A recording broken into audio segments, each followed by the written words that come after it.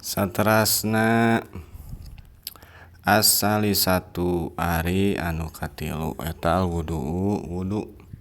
Idza aroda di mana-mana ngamaksud itu si rojul aya nama kana yen sare itu si rojul. Wa huwa jeung ari itu wudu eta sunatun sunat. Wa ghuslu dzakarihi jeung ngumbah si tampana itu si rojul. Idza aroda di mana-mana ngamaksud itu si rojul aya uda kana yen ngabalikan itu si rojul ilaiha ka si zaujah atau ka si mar'ah. Wa zakaro jeung geus mituturan saha an ba'di sikoti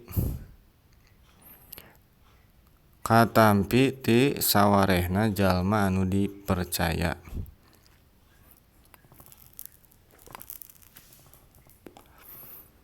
Anaman sanyanyana jalma qaddama anu ngaheulakeun itu man ismallahi ta'ala kana nyebut jenengan Allah ta'ala. Innal jima'i dina nalika jima' jima'i zaujatihi tegasna ngalekuy ka pamajikanna itu si rojul. Wa suratal ikhlasi jeung maca surah al-ikhlas kulhu nya. Ila akhiriha nepi ka tungtungna itu suratul ikhlas. Wa kabaro jeung maca takbir Allahu akbar nya. Wa halala jeung maca tahlil eta la ilaha illallah. Tos sakitu lah.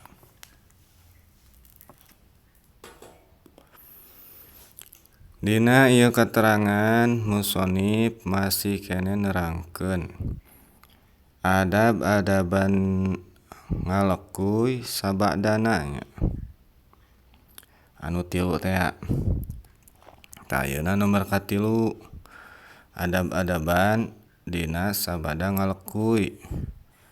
Mana nyaeta al-wudu'u. Wudu cenah. Nalika kumaha? Nalika di mana-mana ngamaksud si rojul teh kana rek sare atawa si zaujahnya sarua. Salaki atawa majikan lamun rek sare nya ayeuna geus maen teh geus tempur nya. Tuluy lungse meureunnya lungse tah pasti lungse. Nya tuluy nya tunduh gitu rek sare tah. Ieu adab-adabanna teh nyaeta tuluy wudu heula nya sameh sarena. Tah ieu wudu teh hukumna sunat nya, sunat hukumna. Tuluy ngumbah zakar, ngumbah si tampana atau si bauna nya, ngumbah si tampan. Lamun rek ngamaksud ngabalikan deui tegasna rek nuluykeun deui ronde kadua gitu. Tempur yeuh nu kahiji kukok curot. Lungse capek nya istirahat heula tah nginum Exajos jeung Bonteng misalkeun. Wah geus siap deui yeuh geus siap tempur. Tah kumbah heula sameh maen deui teh nu ronde kadua teh. Sok karumbah heula nya. Lapan deui. Bek deui gitu, habek. Ronde kadua. Jeung satuluyna gitulah. Tah eta adab-adaban dina sabada ngalekuy gitu. Wa dzakaro an ba'di sikoti jeung geus nyarita, geus mituturan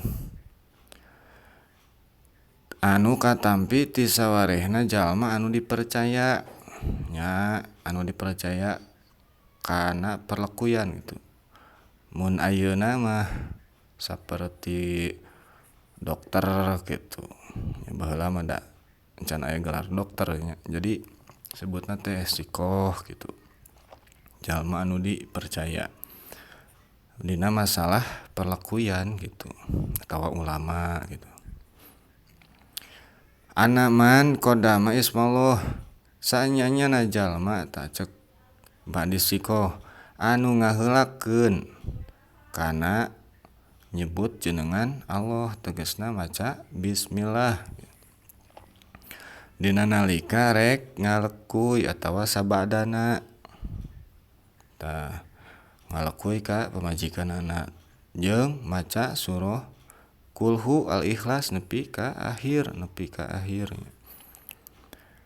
nya bismillah tuluy maca kulhu sabalik gitu rek ngalekuy dina rek ngalekuy tuluy maca takbir jeung tahlil Allahu Akbar jeung la ilaha illallah gitu nya sakali-sakali tah eta adab-adabanana dina erek atawa badana nya ngan di dieu mah nerangkeun dina sabadana gitu tapi ngaheulakeun dina mimiti berarti nya rek dinu mimitina atawa tungtungna gitu eta alus eta adab-adabanana sakitu kantun waqala bismillahil aliyyil azim wallahu a'lam bissawab.